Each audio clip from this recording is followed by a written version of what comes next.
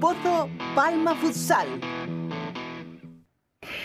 El fútbol sala, que es una de nuestras pasiones en esta casa, pero desde luego lo es Murcia y todo lo que tiene que ver con ella. En la televisión de todos los murcianos, en la cuenta atrás, cada noche tenemos tertulia y la verdad es que la esperamos con pasión y con interés. Pedro Rivera, buenas noches. Buenas noches. ¿No le falta detalle? Yo le llamo mis trastos de torear. ¿Sí? Aquí pertrechado para la tertulia, con ganas. Pedro Rivera es abogado y la verdad es que se ha puesto un auténtico despacho delante para afrontar esta tertulia, seguro que con mucha información y muchos datos, ¿no? A ver si tertuliamos bien. Sí. Seguro que así será. Alfonso Hernández, buenas noches. Buenas noches. Más sencillito. Con yo en blanco vengo para coger ideas de los compañeros.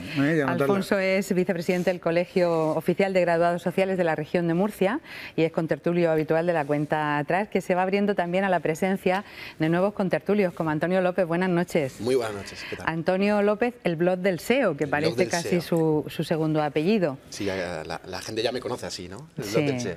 Es como un apellido, mi segundo apellido. Pero es realmente mucho más que un blog, es una plataforma de marketing online desde donde se trabaja y además también se forma. Es una agencia gente, ¿no? de marketing online, sí, en la cual prestamos servicio a empresas para conseguir que mejores resultados y que vendan más y que crezcan más y incluso a que algunas salgan de nuestras fronteras. Y ayuda a formar también en instituciones de carácter regional a establecimientos que empiezan a vender online y una cosa muy interesante. Como lo es la tarea propia de cada uno de nuestros contertulios y como lo es también la del presidente de la comunidad autónoma, que prácticamente hemos pasado casi toda la mañana con él. Nuestra compañera Lucía Perán ha hecho como un resumen de una mañana en la vida de Paz. Esta mañana el presidente de la Comunidad Autónoma, Pedro Antonio Sánchez, recibía en San Esteban al presidente del Comité de las Regiones de la Unión Europea, Markku Markkula. Creo tener en Murcia, en la región de Murcia, al presidente del Comité de las Regiones, que es un órgano que agrupa a todas las regiones y ciudades de Europa, es una oportunidad para vender lo bueno de Murcia, que es mucho, que conozca nuestra investigación, nuestra innovación, nuestros empresarios, nuestra tecnología, el nivel de las empresas tecnológicas de la región de Murcia que están creando empleo. Yo creo que teníamos que aprovechar esta visita y que ayer y hoy Murcia ha sido sede de reuniones de ámbito europeo y ámbito mediterráneo para que se conozca mejor el potencial de esta región, la vanguardia que es en tantos ámbitos, y eso nos hace más competitivos y salir fuera y ser conocidos fuera con más músculo y más posibilidades de éxito en los negocios, que eso genera empleo en nuestra región. Paralela a la visita se publicaban los datos del paro, datos que mostraban que no conseguimos que el número de parados en España baje de los 4 millones, pero que continúan dejando a la región de Murcia entre las 3 que más afiliados a la Seguridad Social consigue. Los datos del paro que acabamos de conocer demuestran que la región de Murcia sigue liderando la creación de empleo en nuestro país. 4.140 personas paradas menos en nuestra región en el último mes. Somos la tercera comunidad autónoma de todo el país donde más ha bajado el paro. La tercera donde más ha bajado el paro, y además en el último año, si la reducción del paro en España ha sido del 7,4%, en la región de Murcia ha superado el 9%.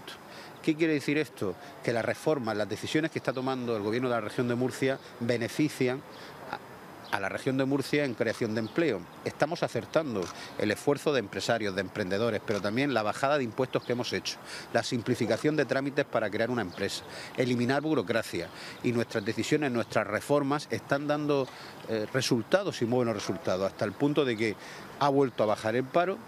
Somos a nivel nacional la región que lidera el crecimiento de empleo en nuestro país. Y les voy a dar otro dato. Durante el año 2015, cada día del año 2015, el paro bajó 100 personas en la región de Murcia. Pedro Antonio Sánchez comparecerá mañana a petición propia en la Asamblea Regional. Ha mostrado su sorpresa ante la falta de interés que la oposición muestra cada vez que pide rendir cuentas en el Parlamento Autonómico. En la región de Murcia ha ocurrido algo insólito, tristemente insólito, y es que la oposición, PSOE, Podemos y Ciudadanos, no quieren que yo vaya a la Asamblea. Es así, es tristemente así. ¿Por qué? Porque yo estuve en el Parlamento en noviembre del año pasado, la última vez, y porque lo solicité, y no pudieron impedirlo. Desde noviembre, que fui porque yo lo solicité, la oposición no ha pedido que yo vaya al Parlamento. Y no solo no lo ha pedido, sino que se ha negado a que vaya. Mire, Por ejemplo, han creado una comisión de investigación sobre el auditorio de Puerto de Lumbreras para hacer daño, revuelo, ruido. He pedido ir a esa comisión de investigación a comparecer, a explicarme, a dar la cara, a dar cuentas. ¿Qué quieren saber? ¿Qué quieren saber? Pues lo han impedido. Creo que soy el único presidente, desde luego el primer presidente de una comunidad autónoma en España que pide ir a una comisión de investigación y la oposición se lo niega. También ha comentado la situación actual de Ciudadanos en la región de Murcia. Yo, en cualquier caso, no me alegro de problemas internos que tenga ningún otro partido. Yo creo que es positivo que haya partidos fuertes, unidos, serios y constructivos, ¿no? Yo espero que se resuelvan las cosas cuanto antes, porque no hay que olvidar que Ciudadanos pues ayudó a que firmásemos un pacto de investidura que estamos cumpliendo, ¿no? Ojalá cuanto antes vuelva todo a la normalidad, porque hay muchas cosas que hacer en esta región y el Partido Popular, por la decisión de las urnas, no lo puede hacer solo. Estamos dispuestos a seguir hablando, dialogando y pactando con todos. La gente en Murcia hace un año no votó cambio, votó entendimiento. Espero que se puedan dedicar cuanto antes a que volvamos a ese entendimiento porque resuelvan sus temas internos. Aprovechando, le hemos preguntado su percepción sobre los últimos acontecimientos que ha protagonizado Ciudadanos en el municipio de Molina de Segura. Este señor, de verdad, tengo tantas cosas de las que ocuparme, de 1,5 millones de murcianos, él es uno de ellos, pero no podemos dedicarle mucho tiempo porque no es serio. Jornada de titulares que en el mundo periodista es de agradecer. Jornada en la que hemos conocido que la comunidad autónoma solicitará personarse ante el Tribunal de Cuentas por el caso de la desaladora de Escombreras. El Consejo de Gobierno ha autorizado la personación como parte interesada de la comunidad autónoma en las diligencias preliminares abiertas por el Tribunal de Cuentas sobre la desaladora de Escombreras. El Ejecutivo regional toma esta decisión para defender los intereses generales de la comunidad autónoma y poder conocer, acceder a toda la información de primera mano. Un paso más, según la consejera, en el camino de la transparencia. Como ven, temas no faltan esta noche, ¿no? ¿Alguna primera valoración con carácter general? Pues yo, efectivamente, buenas noches. Yo, de las 4 o 5 cuñas que se han sacado de la intervención del presidente, destacaría 2. En primer lugar, una buena noticia y, en segundo lugar, una sorpresa. Para mí la buena noticia, sin duda, es el tema del paro. El descenso del paro en la región de Murcia, al igual que está ocurriendo a nivel estatal, es una magnífica noticia. Son muy buenos los datos también, que efectivamente es la tercera región donde más crece el desempleo. Y hay un dato que no ha comentado, pero que he leído en los medios de comunicación esta mañana, y es que el descenso no es, al contrario, lo que suele ocurrir hasta ahora, estacional, digo, para esta época del año, porque no se circunscribe exclusivamente a un sector. El descenso ha sido en todos los sectores, tanto en la industria como en la agricultura, como en los servicios y en la construcción. Vamos, información ofrecida por un diario digital de hace aproximadamente 2 horas. O sea, son datos que son reales, es una buena noticia y creo que indica una tendencia positiva que no frena. Y la sorpresa que decía es efectivamente, que me ha llamado poderosamente la atención, el tema de la comparecencia en la Asamblea. He escuchado antes con mucho interés la entrevista que le hacían al representante de Podemos, don Óscar Urraburu, y la verdad es que no me acaba de cuadrar lo que está ocurriendo a nivel de comparecencias del presidente de la Comunidad Autónoma en la Asamblea, porque para mí es absolutamente insólito, por lo menos me choca mucho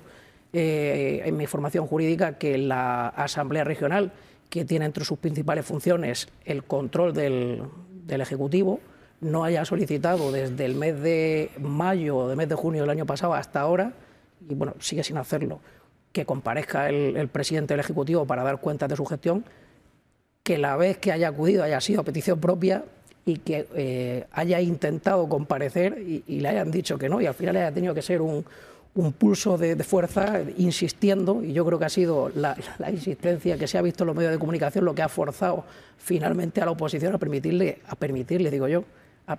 la palabra es curiosa, que acuda a la Asamblea. Y con respecto al tema del auditorio, pues también llama la atención el hecho de que si, era el alcalde de Puerto Lumbreras en el momento en que se construyó el auditorio y que haya tenido que pedir a petición propia acudir a esa comisión y se le haya dicho que no, porque dicen que la investigación está sin culminar. Según ha estado diciendo el líder de Podemos, hay documentación más que de sobra para poder preguntarle de lo que sea, y no hay ningún inconveniente en el reglamento del Parlamento autonómico de la Asamblea Regional para que acuda de nuevo a las veces que quiera. O sea, pero, no lo tengo. Vamos a hacer una primera valoración inicial. Pues y ya... Quiero decir, lo de la comparecencia a mí me parece... Yo creo que el anterior invitado lo ha explicado bien. La comparecencia puede ser cuando él tiene los mecanismos, el presidente, la presidencia de la comunidad autónoma tiene los mecanismos suficientes como para comparecer en la Asamblea cuando lo crea necesario dentro de la agenda, lógicamente, y del funcionamiento de la Asamblea. Estamos ya en fase... Yo estos mensajes ya los veo en fase preelectoral, por no decir ya electoral, que estamos cansados. Llevamos ya 4 meses, no sé cómo se puede denominar en la fase, y entonces son todos signos... Bueno, lo del paro...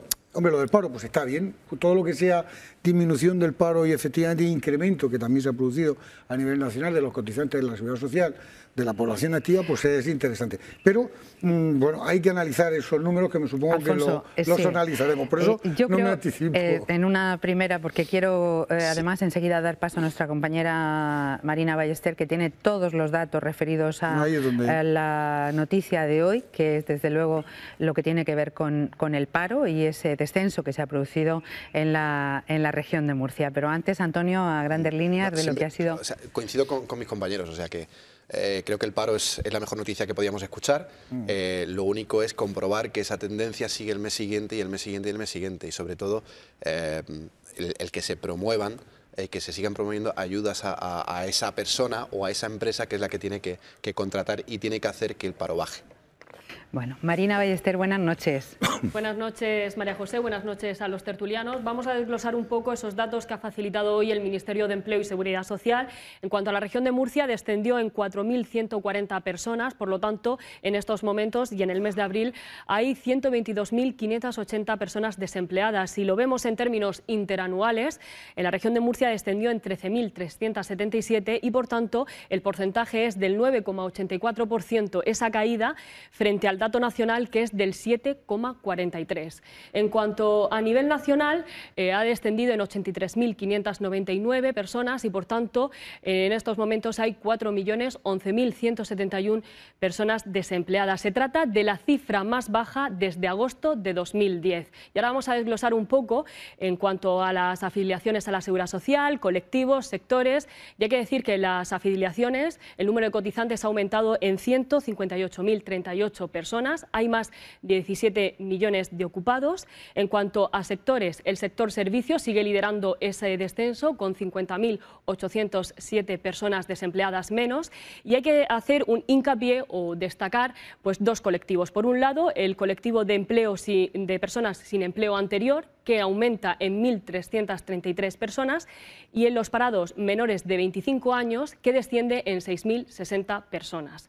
Por comunidades autónomas, las que lideran ese descenso están Andalucía, Cataluña y Castilla-La Mancha, y ahora, por el tema de los contratos, tanto temporal como indefinidos, del 1,5 millón de contratos que se han generado, 154.896 son de carácter indefinido frente al 90% que son de carácter temporal. Eso sí, la nota de prensa que ha facilitado el Ministerio de Empleo y Seguridad Social destacan que si comparamos este dato de abril de 2016 con abril de 2015, el número de contratos de carácter fijo ha aumentado en 22.437. Eso lo destacan pues, en la nota de prensa.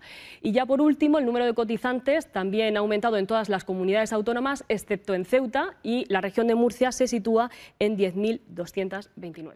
Muchísimas gracias, Marina. No se puede hacer mejor. Gracias. No es fácil a veces interpretar tanto dato y hacerlo con semejante claridad y nitidez para saber cuál es el escenario real que tenemos a día de hoy. Hombre, es decir, el problema de la cifra, aunque las matemáticas son siempre, dicen que es una ciencia exacta, cuando se utiliza políticamente pues no es tan exacta y hay una interpretación. Bueno, pues era un poco lo que yo iba a comentar, de que efectivamente lo que habría que valorar, bueno, partiendo de que todo es positivo siempre que haya un empleo, por muy mínimo que sea, pero bueno, un poco la situación de que ese empleo sea estacionario o no sea estacionario. Al final lo que aparece y lo que subyace es la temporalidad. Es decir, el 90% de esos contratos que se nos están manifestando son temporales, con lo cual los contratos indefinidos, que es prácticamente pues, un 10%, pues efectivamente no marcan la situación. Yo creo que sigue siendo necesaria una reforma laboral, pero una reforma laboral que vaya y que incida sobre el tipo y sobre la forma de contratación, sobre el inicio de esa relación laboral, que yo creo que ninguna de las reformas laborales que este país se ha dado, porque desgraciadamente siempre se acaba hablando de indemnización, es decir, cuando se hace una reforma laboral pensando en crear empleo, al final siempre se acaba hablando y siempre el caballo de batalla son las indemnizaciones por la extinción. Es una contradicción tremenda. Yo creo que, desde mi punto de vista, una reforma laboral donde lo que trate es de crear contratación, agilizar y facilitar ese tipo de contratación y estar en una actividad que dé una estabilidad al empleo, sería desde luego lo conveniente. El problema es que al final vamos con contratos temporales. Antonio mencionaba lo de las ayudas, los gobiernos no crean empleo, pero sí generan las condiciones para que se pueda crear empleo, ¿no? Al final tenemos que recordar que el que contrata es el autónomo, sobre todo autónomo, y incido en esto porque el autónomo es una figura olvidada en todos los sentidos. A los políticos se les llena la boca en época de elecciones de autónomo y vamos a ayudar a los autónomos, pero nadie dice exactamente en qué van a ayudar al autónomo. Nadie lo ha dicho, no conozco ningún político que diga, pues vamos a generar no sé cuánto dinero para el autónomo, vamos a hacer tal. Los autónomos no necesitamos créditos, no necesitamos crédito a un interés bajo, lo que necesitamos son ayudas. Lo que necesitamos es que nos faciliten contratar. Yo tengo aparcados proyectos porque no puedo contratar a nadie más para poder hacerme cargo de esos proyectos. Y si nos ayudan de alguna forma en cedernos, y tenemos que tirar sobre todo para proyectos de investigación de universidades, Universidad Politécnica de Cartagena, por ejemplo, esta mañana hemos firmado un acuerdo con la Politécnica de Cartagena, vamos a firmar para tener un alumno de ella para hacer proyectos de investigación con nosotros sobre posicionamiento web. Y al final tenemos que formar esa persona, adaptarlo a lo que nosotros queremos e integrarlo dentro de la empresa, pero desde abajo, digamos. Porque el generar un proceso de selección para contratar a una persona que no vamos a tener una ayuda fija para esa persona, o las ayudas que hay no satisfacen lo que nosotros necesitamos, pues complicado. Y no he oído ningún político, oye, el autónomo va a tener esto y esto. No lo conozco. Siempre dicen, vamos a ayudar al autónomo, ¿pero en qué? Hay una frase por ahí, una afirmación que dice que si cada autónomo que hay en España contratara a una persona, se acababa el desempleo. Pero además mis compañeros y yo tenemos, como autónomos, yo soy autónomo, en este caso tenemos mucho miedo a contratar gente.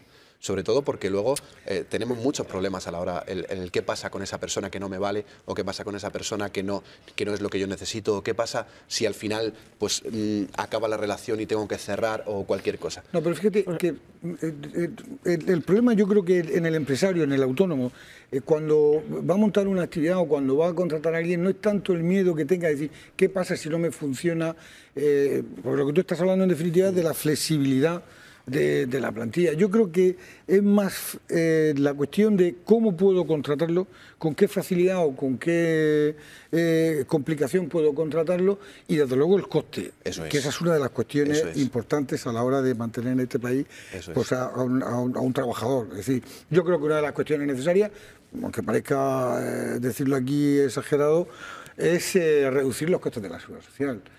Y eso tiene unas consecuencias, y probablemente, a lo mejor, reduciendo el coste de la seguridad social, conseguimos generar más empleo, porque conseguimos o posibilitamos que alguien, pues, por ejemplo, como tú estás diciendo, de un autónomo, pueda contratar a un trabajador y que ese coste pueda soportarlo. ¿Y por qué no cogemos y podemos sacar a una persona del paro?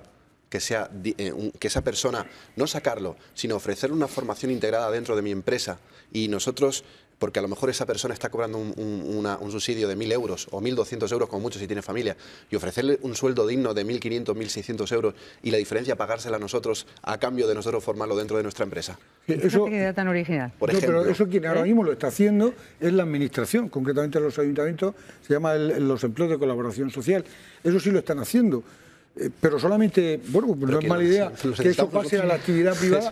Lo que pasa es que en este país el problema de eso puede ser el fraude que se cometa en esa situación. También, pero bueno, hay cuestión de darle control. Yo creo que, bueno, habéis tocado los dos uno de los temas clave, que es precisamente el autónomo. Predica a un converso, porque yo soy un autónomo como tú, y intuyo yo también, que nuestro compañero Alfonso también lo es. Efectivamente, la clave está en la ayuda a la pequeña y a la mediana empresa. Yo digo una cosa que tampoco se puede perder de vista, y tú lo has apuntado porque estás pensando en tu empresa, en esa empresa que has creado con tu esfuerzo y que tienes que quieres implementarla incorporando a gente. Tú lo has dicho muy bien. Uno de los elementos que tienes en cuenta para contratar a esa persona, aparte de los costes de la seguridad social, que estoy absolutamente de acuerdo que sería muy conveniente rebajarlos, la salida de ese trabajador para el hipotético supuesto de que no funcionara, cómo se arbitraría y qué costes se dan. Las empresas precisamente tienen muy en cuenta los costes de las extinciones laborales, en concreto los despidos, para contratar o no. Por eso esa fue una de las causas por las que la reforma laboral flexibilizó y ayudó a los despidos. Es cierto que inicialmente tuvo un efecto pernicioso. Fue mucha gente la que fue a la calle. Eso es verdad. Yo soy el resultado de uno de ellos. Efectivamente. De una eso es un efecto, justo después de la publicación en el BOE de la reforma. Un efecto pernicioso que no es muy desagradable, que nadie quiere, pero os tengo que decir, y tú eres un experto laboral y de esto sabes muchísimo más que yo, me da sopas con onda seguro, que muchas empresas han tenido que cerrar precisamente por no poder afrontar los costes suficientes para poder efectuar un despido de su plantilla, porque no tenían los medios económicos suficientes para eso. Con la reforma laboral se flexibilizó el despido, ahora con el tiempo, no, a dónde iba, sí, porque este es otro de los temas que estaban sobre la mesa. Los contratos ahora mismo son mayoritariamente temporales porque las empresas todavía se están recuperando de la crisis. Sin embargo, va creciendo el número de contratos indefinidos y yo entiendo que es a medida que efectivamente esas empresas van recuperándose y se van aposentando. Porque cualquier empresario que me esté escuchando y sin ser empresario lo va a entender rápidamente, yo prefiero tener en mi empresa a alguien que funcione y que esté conmigo todo el tiempo que pueda antes que una persona a la que vaya a tener 6 meses y luego tenga que, una vez que la he enseñado, una vez que tiene la llave de mi empresa, una vez que tengo confianza en él, cambiar su puesto y traer otra persona. Al final eso en coste económico es mucho mayor que contratar a una persona. Es decir, los empresarios no quieren contratar temporalmente, porque sí. Sin embargo, al final nos vemos obligados a hacerlo, porque dependiendo del target de cliente que tengas y del tipo de empresa que eres, necesitas un perfil determinado.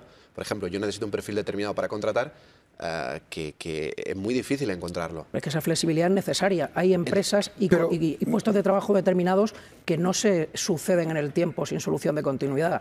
3-4 años. Necesitas un contrato para un... El problema es la gestión de talento. Es decir, tú coges a una persona, la formas, la coges de la universidad, recién salido, la formas, con unos costes de formación, la integras dentro de tu estructura, creas el perfil de persona de trabajador que a ti te interesa, en ese sentido. Y cuando ya la tienes formado, llega una gran empresa, le pone dinero encima de la mesa y esa persona se va. Pero eso te pasa a ti también. Desgraciadamente, sí, y a mí me pasará igualmente si llega alguien y me ofrece...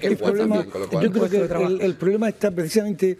El toque está en el tipo de contratación. Es decir, lo que no se puede permitir en este país es que tengamos 47 contratos eventuales. Ahí lleva razón. Y entonces, pero es más, se ha querido regular tanto la temporalidad que al final resulta que ninguno de esos 47 contratos se ajusta a la realidad. Y al final, ¿qué acabamos? Pues acabamos muchos de esos contratos temporales en fraude de ley y acaban en los juzgados. Entonces, vamos a ser realistas. Yo creo que yo soy partidario de, pues a lo mejor si digo el contrato único, estoy definiéndome política o ideológicamente. No, pero lo que sí estamos de acuerdo es en que yo creo que hay que ir a una reducción del tipo de contratación. Y que, desde luego, la base de la contratación sea el contrato indefinido. Y podemos hablar ahí ya a partir de lo del contrato único, o de los 2 contratos únicos, de los 3 contratos únicos, de una escala o de una posibilidad de indemnización. Es decir, hay que posibilitar el que la contratación no sea tan rígida. El problema de esos contratos temporales es que cuando un empresario, tú llegas a contratar a un trabajador con estas características para un proyecto determinado, resulta que ningún contrato se ajusta a eso. Y tú a este trabajador o trabajadora lo tienes 2 años o 2 años y medio, y cuando efectivamente, por las circunstancias que sean, no puede seguir, pues ese contrato, cuando le extingues, se convierte en fraude de ley porque no se ha ajustado a la realidad. Vamos a partir de la premisa de decir, bueno, mire usted va a entrar a trabajar con un contrato indefinido, definición de indefinido. Vamos a ver, y si en 1 año, 2 años, 3 años la empresa no puede mantener esa situación o necesita amortizar ese puesto de trabajo, pues establecer una escala.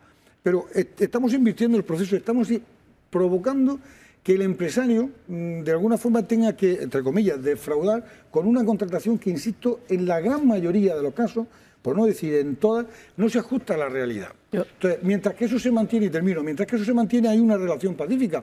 Lógicamente, cuando se rompe la relación, pues el trabajador, reclamando sus derechos, pues se establece que efectivamente, oiga, mire usted, que se me ha contratado en formación y no estoy dando formación. Se me ha contratado para una campaña y la campaña no tiene nada que ver porque estoy trabajando normal. O se me ha contratado para una obra o servicio y de la obra y servicio absolutamente nada. Vamos a facilitar eso. Ahí es donde yo creo que tienen que hacer hincapié en la reforma. No acabar hablando ni de los contratos temporales ni de las indemnizaciones, que es donde desgraciadamente acabamos siempre hablando. No, yo lo único que quería comentar, estoy fundamentalmente, bueno, casi en su totalidad de acuerdo con lo que estás diciendo. Estás todos los días en los juzgados de lo social, además coincidimos de vez en cuando, y efectivamente has tocado uno de los puntos clave. Yo también soy partidario de reducir el número de tipos de contratos para flexibilizar, para favorecer la entrada al mundo de la empresa, agilizar la entrada de los trabajadores en el mundo de la empresa. Eso es algo que se debería hacer. Ahora, te planteo una cosa. Estamos hablando también del tema de las indemnizaciones, que eso ha sido tremendamente criticado. Vosotros sabéis que uno de los puntos que decían que se iba a modificar, precisamente, uno de los puntos que no se iba a tocar en el caso de que se reformara o se derogara la reforma laboral última. Digo reforma laboral porque como cada 2 por 3 hay una reforma, la última. Pues la ley de procedimiento laboral y el Estatuto de los Trabajadores se están modificando continuamente por uno y otro gobierno. O sea, que las reformas laborales han sido decenas. Pues bien, el Partido Socialista llegó a decir que el tema del despido no iba a tocarlo. Pero es que a lo mejor no hace falta tocarlo. Pero fíjate, mira, vamos a ver.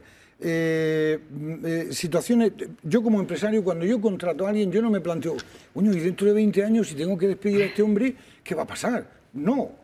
Yo como dentro de 20 años no, pero en breve sí hay algún problema. Bueno, pero en breve estamos hablando ahora mismo con la reforma actual que hay, estamos hablando de que una amortización, que es fácil hacerlo, se está hablando de 20 días por año, y si se transforma en improcedente, a partir del 2012, estamos hablando de 33 días. Hemos bajado y hemos perdido el tópico de los 45 días, eso que se mantenía ahora. Bien, vale. Pero, insisto, es que el fallo desde mi punto de vista, el fallo en este país y el fallo en los agentes, que al final acabamos todos con el... Fíjate, estamos hablando aquí de indemnización. Si lo que se trata es de crear empleo, si lo que se trata es de potenciar el empleo. Iba a hacer un pequeño comentario en este interesante debate que están manteniendo, más allá incluso de tertulia, casi que es un debate, y es que con carácter general parece que la reforma laboral, la última, o las reformas laborales en plural, a lo que han ido ha sido a favorecer el despido, hasta hacerlo casi un despido libre y la extinción de los contratos. No se entiende, salvo desde el ámbito de los trabajadores y trabajadoras, y a flexibilizar esta circunstancia, y de hecho ha habido mucha gente que ha sido despedida por eso, más que a percibir la reforma laboral como una reforma que, pienso yo, vamos, yo no soy la voz de todo el mundo, pero creo que si saliéramos a la calle se hablaría más de esto, ¿no? De que es una reforma que ha propiciado más el despido que generado empleo. Pero fijaros, flexibilizado la contratación también, que es un dato que pero siempre llevándolo al extremo de que la flexibiliza porque es más fácil despedir a alguien. No, pero no la flexibiliza. En un argot más sencillo, digamos. Se ha agilizado el despido, la amortización por causas económicas y organizativas, se ha flexibilizado, se ha agilizado, pero sin embargo se ha convertido en una contratación temporal más rígida. Ya hay un contrato, no me acuerdo ahora mismo cómo se llamaba, que era un contrato que efectivamente tenía determinadas bonificaciones que habían desaparecido todas como consecuencia de la reforma. Bueno, y hacía una falta de requisitos, no ya solo del puesto de trabajo, sino de la persona contratada, que era imposible Uno aceptar. Para jóvenes, creo recordar. Sí, pues era un contrato que, vamos, casi había que hacer álgebra para poder contratar a alguien. Eso es lo que hay que evitar. Pero yo lo que quería decir que el tópico de las indemnizaciones de los 45 días, desgraciadamente en este país, yo, vamos, lo he experimentado porque llevo 38 años llevando procesos de despido, prácticamente en este país lo ha cobrado, digamos que el 10%, el 5% como mucho. Nadie ha llegado a los 45 días, pese a que está en la norma y pese a que está en el estatuto. ¿Por qué? Porque cuando hay una situación de crisis, cuando hay una empresa que cierra, cuando hay una empresa que despide por esas circunstancias, que es cuando se dice, bueno, vamos a abaratar para que la empresa no tenga que cerrar. Porque vamos, al final se declaran insolventes, al final acaba pagando el Fondo de Garantía Salarial y nadie llega a alcanzar más allá de 30 días de indemnización. Es más, con un recorte en el tope máximo de 365 días. Con lo cual, eso que tenemos ahí en el papel de los 45 días solo vale para las grandes empresas y es una cuestión que siempre acabamos hablando de ello.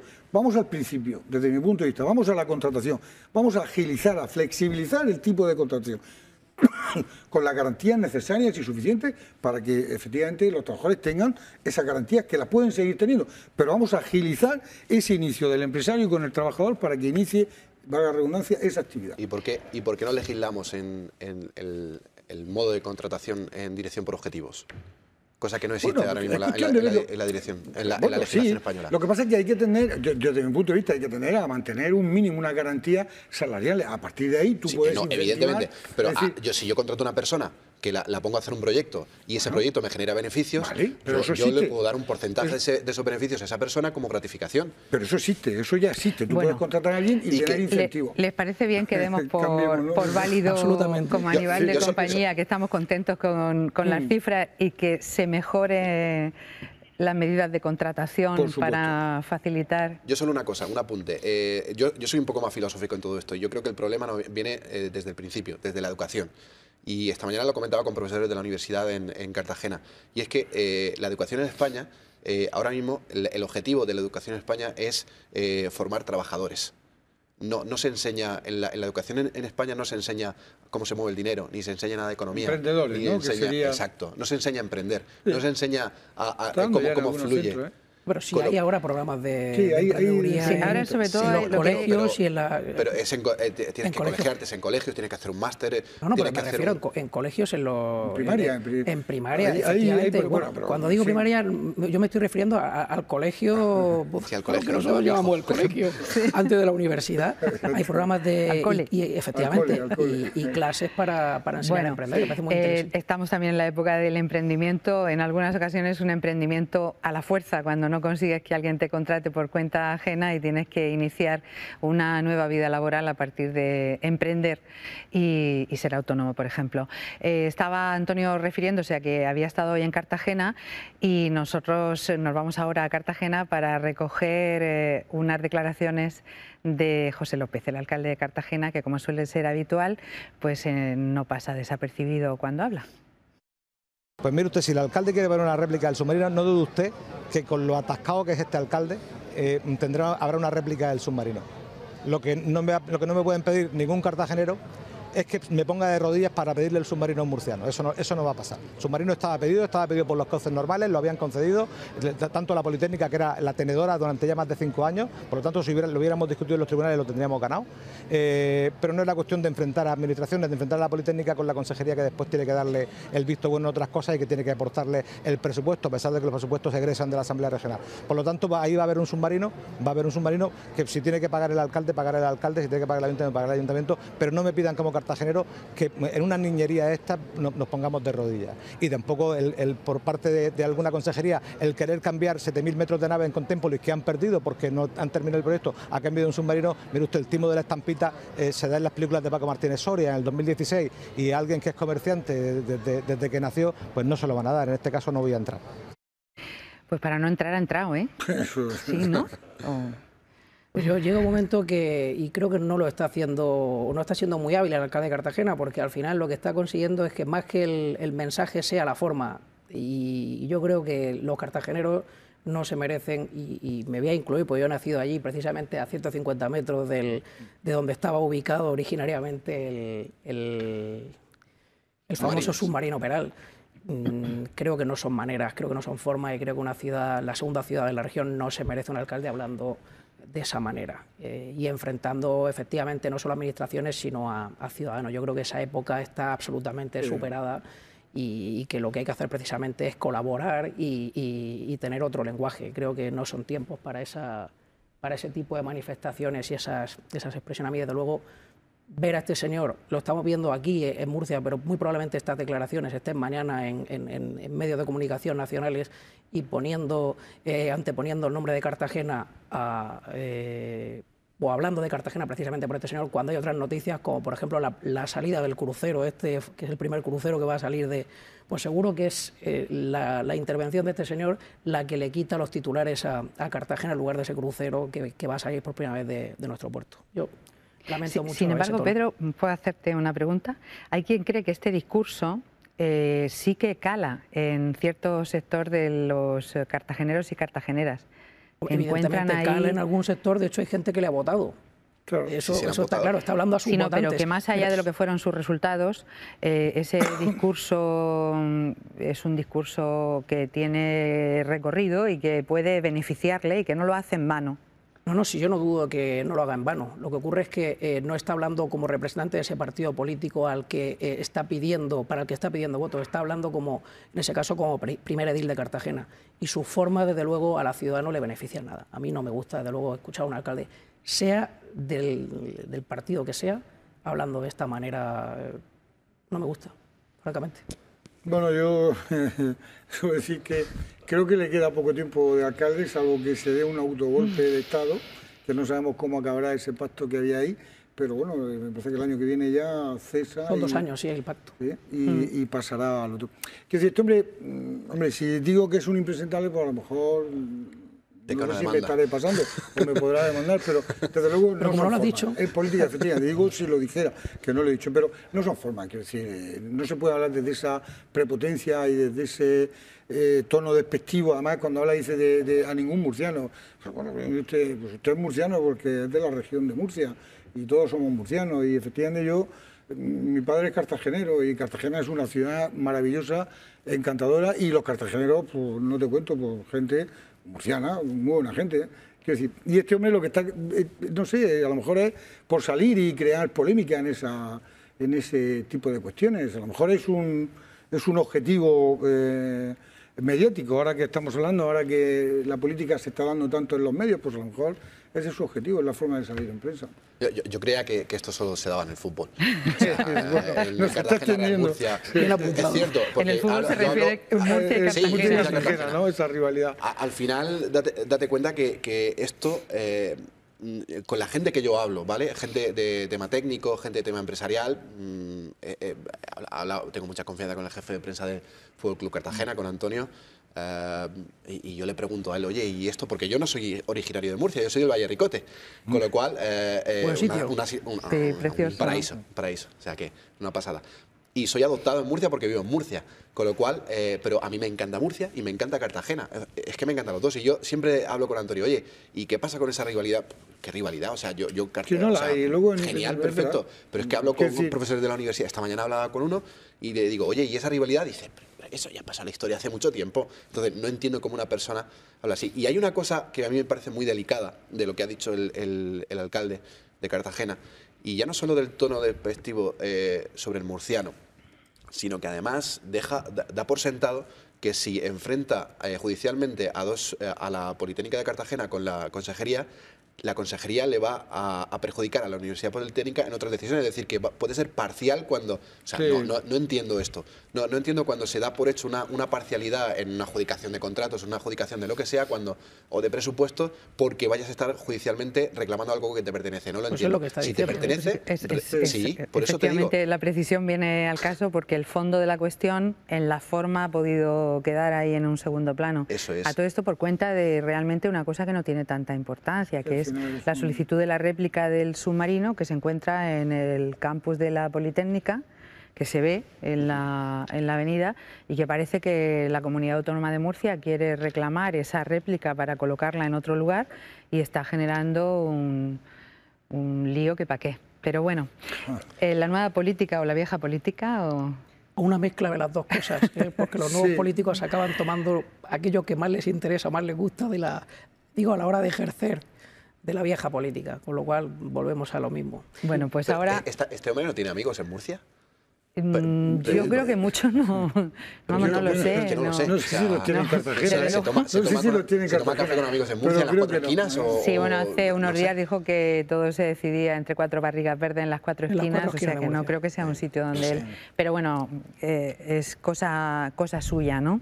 Y efectivamente es el alcalde de la ciudad, que en esa ciudad como en cualquier otra... Cómo saltó a una ciudad maravillosa. Lo suyo es representar... Hace un tiempo, ¿eh? O sea pero en fin, él sigue ahí, y les propongo que hablemos... Hablando de Paco Martínez Soria, ¿no? Ya que lo ha dicho. Sí, efectivamente.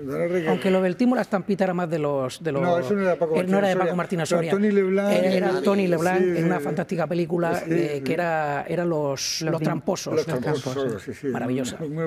Sí. Pero bueno, no soy yo para corregir a Bueno, vamos a hablar de alta política. Bueno, nos vamos al panorama nacional, si les parece. Les propongo ver unas imágenes relacionadas con lo que ha sido hoy la reunión del Comité Ejecutivo Nacional del Partido Socialista, en la que se ha entrado de lleno y en materia, pues en lo que podría decirse ya una primera reunión de cara a las elecciones del 26 de junio, donde se han marcado algunas directrices de por dónde el Partido Socialista parece que quiere enfocar esta cuestión, y también de paso se ha hablado de algún que otro tema de actualidad.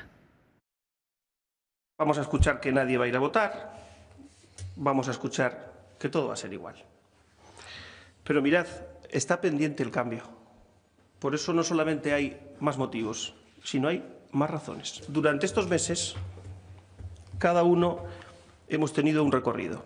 Y el del Partido Socialista ha sido el de la responsabilidad, el de la coherencia y el de la actitud constructiva. Ese ha sido el camino del Partido Socialista. Lo primero que tendríamos que hacer, especialmente algunos, es pedir disculpas a los ciudadanos por no haber conseguido aquello que era un deseo mayoritario de la sociedad española, que era que hubiese un gobierno de cambio. Un presidente que cuando le preguntan por Cañete no sabe, cuando le preguntan por Rato no sabe, cuando le preguntan por Bárcenas no sabe, cuando le preguntan por Soria no sabe nada. Rajoy no sabe nada. Pues si no sabe nada, que se vaya a su casa. Cañete no puede seguir al frente o en el gobierno de la Unión Europea. Pero no por Cañete, no porque un viernes por la mañana votase la amnistía fiscal y un viernes por la tarde su mujer se acogiese a la amnistía fiscal. No por el Partido Popular, no por Rajoy, no, porque este país no se merece que en el gobierno de la Unión Europea haya un comisario que sea tan inmoral que vote la amnistía fiscal por la mañana y su mujer se acoja a la amnistía fiscal por la tarde. Son las declaraciones hechas hoy por los principales responsables de campaña, hay que decirlo así, del Partido Socialista a nivel nacional. ¿Qué les parece? No. Bueno, pues, hombre, venga, a ver. ¿No les parece nada? ¿Puedo no aceptar las disculpas? ¿Sí? ¿Puedo no aceptar las disculpas? Porque dice que tenemos que pedirle disculpas a los ciudadanos por no haber llegado a acuerdo. Digo, ¿puedo no aceptarlas? Pues claro. Bueno, sí. O sea, yo le pediría a ellos que devuelvan el sueldo de estos 2 meses como diputado y devuelvan el iPad y el móvil y todo esto. O sea, no entiendo. No, el iPad y todo esto sí, pero el sueldo no. El iPad sí, ¿no? No, lo van a devolver cuando se convoquen las nuevas elecciones. Bueno, cuando el nuevo Parlamento se constituya, sí. ¿Vosotros habéis pensado qué pasaría si el diputado, ese diputado que está en Cortes, desde que se convoca las Cortes, o sea, desde que se crea la mesa, no cobra su sueldo, no empieza a cobrar hasta que no haya un gobierno, hasta que no deciden tener un gobierno? No sería mala idea.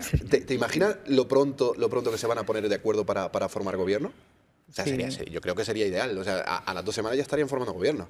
Pues estarían sin cobrar todo. Lo que pasa es que, hombre, quiero decir, yo entiendo que no nos tenemos que quedar, hombre, es gordo, pero es casi la anécdota. Lo gordo, lo verdaderamente gordo y serio es que hemos sido incapaces de crear un gobierno o han sido incapaces los políticos en este caso de entender lo que los ciudadanos hemos pedido. Los ciudadanos han fragmentado el voto y esa era una idea pues, para llegar a una política de consenso, cosa que no se ha podido llegar por posiciones digamos, radicales y absolutistas. Esa es la cuestión.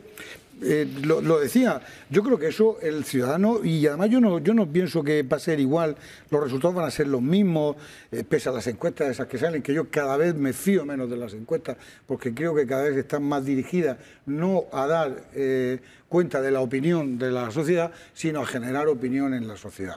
Es lo que yo creo que es el problema que tienen ahora mismo las encuestas.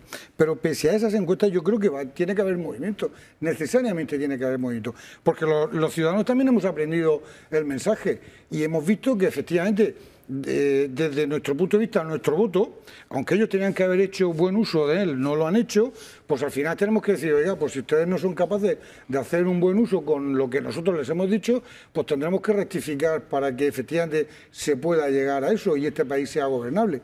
Con lo cual quiero decir que movimientos tienen que haber. No entremos en hacia dónde o hacia cómo, porque eso ya sería entrar a definir a cada uno, pero yo creo que ahí sí se van a ver las responsabilidades políticas de cada grupo y de cada político en cuestión. Va a influir parte de lo que ha dicho, lo de Cañete, lo de Soria, lo de Rajoy, por ejemplo, desde la perspectiva del Partido Socialista, ¿creen que todo eso ya lo había antes? ¿Puede influir en algo? En otros casos distintos, no había Soria ni había Cañete, pero había Bárcenas y había Chávez y había Griñán. Entonces, en este caso... lo lamentable es eso, que da la sensación de que no influye esa situación de fraude generalizado que hay en este país y que desgraciadamente nos estamos acostumbrando a ello. Y digo desgraciadamente porque ya cuando vemos una noticia de, bueno, pues ya lo de Cañete, que era lo último que faltaba, la señora de Cañete, bueno, pues ya no sé si quedan más políticos por tocar, pues ya están tocando en el propio Consejo de Ministros y ya van 2. Sí, porque Ana Mato también tuvo que salir precipitadamente anteriormente, bueno, o sea, pues entonces, es el tercero. Bueno, recordemos que el ministro de Justicia creo que fue el que dijo recientemente que esto de Panamá era una forma diferente de tributar. Bueno, eso lo que es una vergüenza. Yo yendo a al comentario primero que has hecho tú, que me ha gustado lo que has dicho respecto no, lo del sueldo no, lo del perdón. Mira, de todo lo que ha dicho el representante del Partido Socialista me quedo con esa petición de disculpas. Creo que efectivamente nuestros políticos en general no han estado a la altura de las circunstancias. Las elecciones nuevas son un fracaso. Sí, son un fracaso inmisericordiamente, hemos dicho. Es así. Pero hay un dato, además, que creo que lo ha dicho el presidente de la Comunidad Autónoma, cuando estaba hablando le han preguntado por la situación a nivel regional, y ha dicho, dice que los ciudadanos no votaron contra, votaron pidiendo que hubiera acuerdos, que hubiera pactos.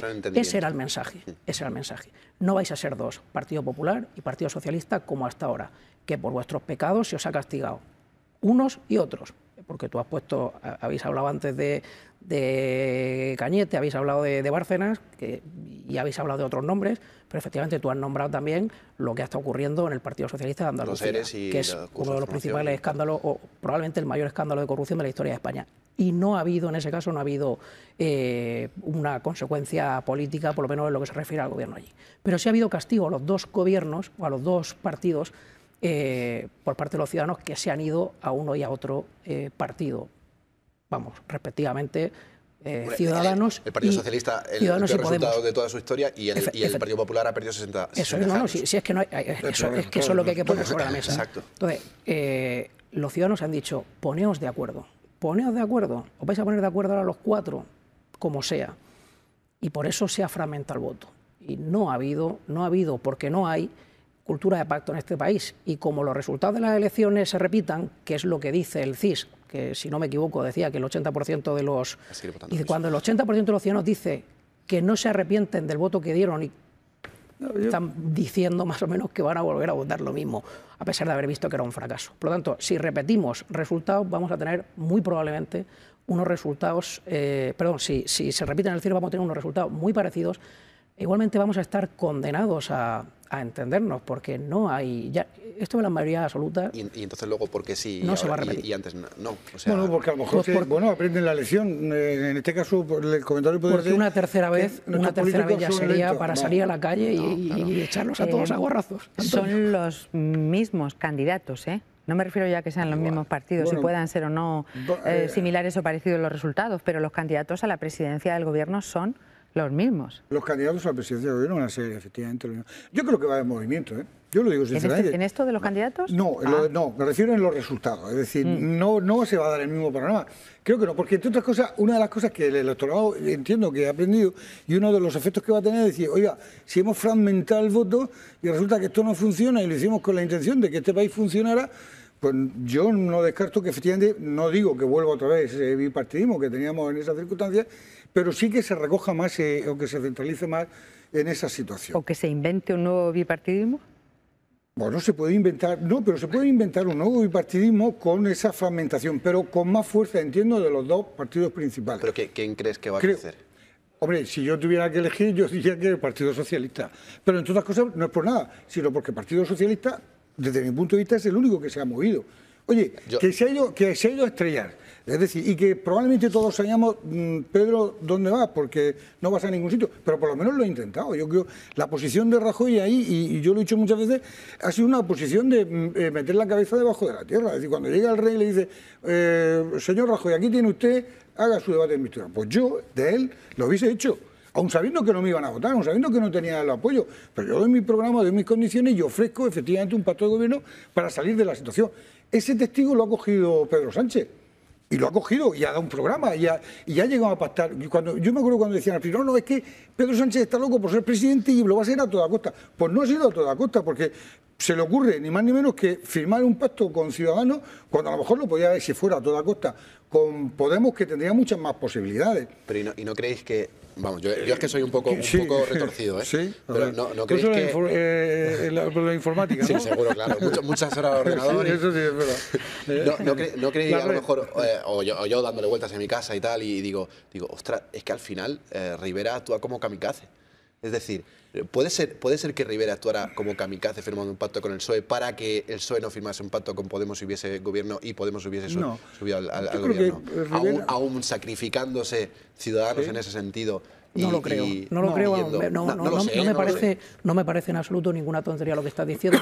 Por lo menos a la vista de lo que ha ocurrido posteriormente, alguien sí que puede interpretar que ha sido un suicidio, pero no a priori. No creo que inicialmente se estuviera planteando que se sacrificara.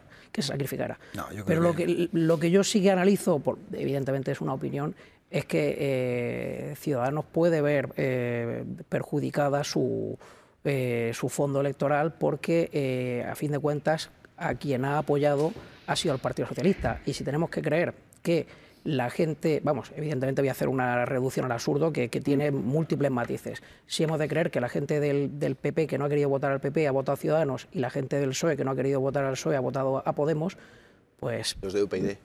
Bueno, efectivamente. O sea, que las próximas elecciones van a ser las de los arrepentidos.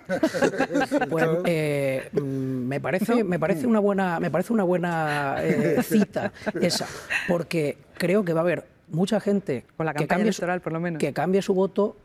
E intuyo además que va a haber una abstención importante. Sí. Yo creo que va a haber una abstención importante. Si me lo permiten, son ustedes tan brillantes que casi hemos consumido la totalidad del tiempo de tertulia. Nos gusta cada noche despedirnos también con algo aún todavía más social, para que el mundo no se divida solo en políticos y periodistas, sino que haya... Y como dijo el otro día Juan José Millás, el famoso columnista, probablemente cuando pasen algunas décadas miremos lo que está sucediendo con los refugiados sirios, cómo ahora se ve el holocausto nazi.